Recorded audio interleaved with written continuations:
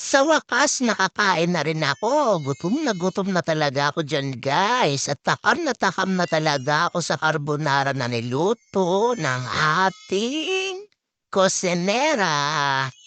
So yan, guys. So yan na nga, guys. May cream carbonara pasta sauce tayo, tsaka fiesta spaghetti.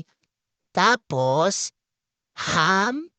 Siyempre, lalagyan natin ng mushroom. Prime quality yan, guys. Tapos lalagyan natin ng century tuna, flex and oil lang. Kasi hindi tayo nakabili ng manok. So yun na nga ilalagay na natin sa mainit na tubig yung spaghetti.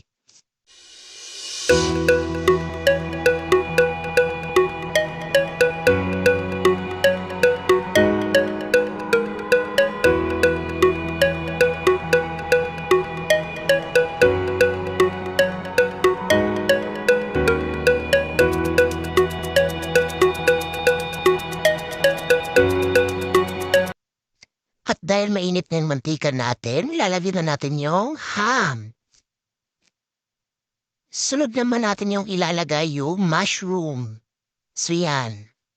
Halu-haluin lang natin, guys. So yan, mekos muna natin.